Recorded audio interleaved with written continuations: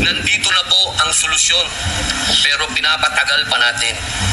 Gaano ba katagal natin hahayaang magdusa ang kapwa natin?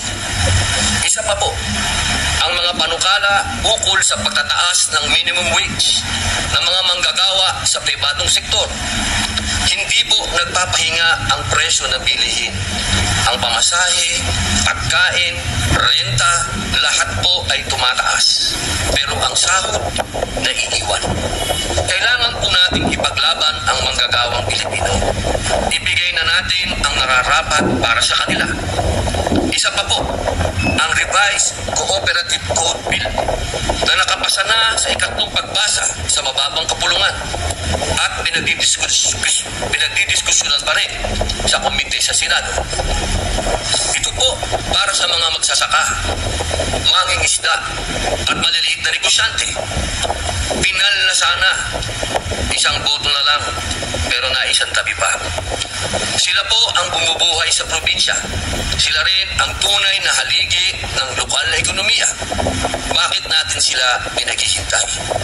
Mga mahal kong kasama sa Senado, unang-una na po ang aking BFF. I love you, pare. Alam kong may kinakaharap tayong seryosong krisis pampolitika. Pero hindi po dahilan yon para kalimutan ang tunay na trabaho natin, ang maglingkod sa bayan. Ang hustisya pwedeng isabay sa serbisyo, hindi kailangang mamili. Pakiusap ko po, huwag nating hayaang matabunan ng ingay ng politika ang sigaw ng ordinaryong Pilipino. Habang pinagdidibatihan natin ang impeachment, may mga kababayan tayong hinihintay ang gamot, dagdag sahod at ang pag-asa. Bawat araw ng delay, may nawawalan ng lakas ng loob. Bawat hindi pagtutok, may Pilipinong nawawala ang tiwala. Ilan lamang ito sa mga panukalang batas na naantala dahil sa usapin ng impeachment. Ito po ang panawagan ko bilang inyong kasama. Tulungan natin ang mga panukalang tunay na may silbi. Panahon na po para pakinggan ng bayan. Naniniwala po ako na ang pag-usad ng impeachment ay hindi makabubuti sa ating bayan. Ang ganitong hakbang ay hindi lamang nagbubunsod ng lalong pagkakahati-hati ng ating sambayanan, kung hindi isa ring sagabal sa patuloy na pagganap ng ating mga tungkulin legislatura, lalo na po sa Senado.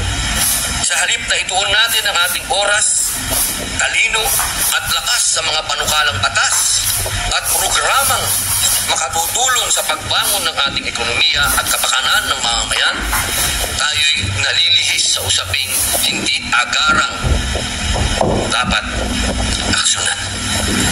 Napapabalita pa nga na bumagsak po ang ating net foreign direct investment inflows ng bansa mula Marso ngayong taon dahil sa political instability. Pati na rin po ang ating turismo sa bansa. Mula Enero hanggang Abril itong taon, ang dami ng dumarating na turista sa bansa ay bumaba ng 0.82% kumpara noong nakaraang taon. Lahat po ito political instability. Mga mahal kong kasama, ang impeachment na ito ay napakarami ding chismis, napakaraming iskandalo ng tungkol sa bayaran, sa alok, ng paano-ano. Dahil po dito, muli po, hinihikayat ko ang aking mga kapwa lingkod bayan na bigyang prioridad ang pagkakaisa, katatagan ng ating institusyon at kapakanan ng sambayan ng Pilipino. Maraming salamat po.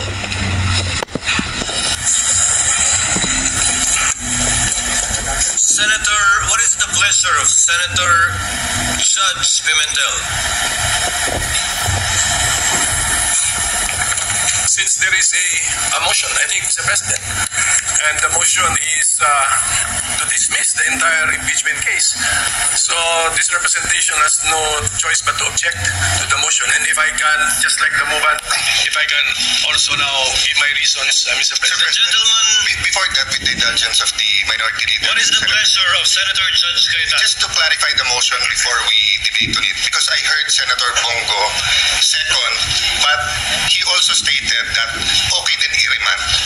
Because dismissal, but I would be willing to hear arguments on remanding. So I'm sorry, Senator Pimentel, I just want to know, is Senator Bongo actually proposing to amend the motion of Senator Judge Bato, and is Senator Judge Bato amendable to that? Sorry. No, Mr. President, I was not confused at all because No, I'm Senator Go gave a seconding speech. So, the motion stands. He is seconding the motion. Pero yung laman, Mr. The reason I want to ask because I will object with Senator Pimentel kung dismissal, but I will listen to the arguments kung remanding to the... No. So, may I ask With the permission of the Senator Judges to have the floor, may we hear from the principal movant? Senator Bato is recognized. Mr. President, my motion stands. I am for dismissal of the impeachment case, and I don't know if I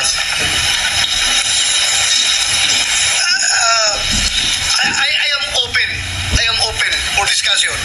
I heard the statement of Senator Alan Cayetano, but still I have already filed the motion, Mr. President. Mr. President, so let me continue now. I made my objection, and if I be allowed, just like the movant who gave reasons, if the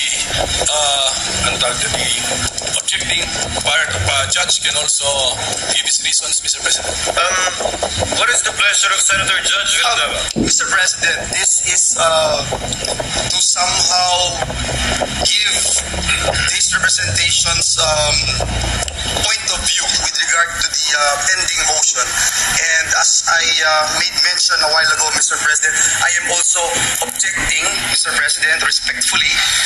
But hope springs eternal, Mr. President. Bigla kong narinig yung binanggit ni Senator Alan and Senator Bongo. And if I'll be able to explain later after the minority leader, perhaps this representation would be able to encourage and influence the original movement of the motion. So I yield the floor to our minority leader, Mr. President. Chair would like to save the time of the court, so the chair will in the meantime allow Senator Pimentel to make of record his position, presumably against dismissal. Thereafter, before entertaining Against the motion. Against the motion, before entertaining other senator judges to speak, the chair will suspend the session in case the appeals made will change anything. So we will pursue this matter and put a matter to a vote with certainty. Senator Pimentel may proceed. No, I think, Mr. President, the motion has been made and this representation is objecting. So later on, we have to now process the motion and vote on it because there is in a collegial body someone is objecting. Senator Pimentel, you may proceed. Yes, Mr. President. I will not address the political statements of the movant and the seconding parties, Mr. President. Ang tanong nila kung makakain ba daw itong impeachment process, pero marami namang bagay sa buhay na importante rin na hindi nahahawakan. Tulad ng hustisya. Ang hustisya, hindi nga natin makita, hindi natin mahawakan niya, pero napakahalagang bagay po sa buhay ng tao. Kaya pagdating po sa konstitusyon, bakit inaangalan ko yung motion? The motion actually is unconstitutional in the opinion of this representation because according to Article 11, Section 3, Paragraph 6, per sentence lang yung babasahin ko, the Senate shall have the sole power to try and decide all cases of impeachment. So tignan natin mga fellow senator judges, sole power. So ibig sabihin ng sole power, tayo lang ang may kapangyarihan, ang Senado lamang ang may kapangyarihan na mag-try and decide. So litisin ng isang impeachment case at hatulan, desisyonan.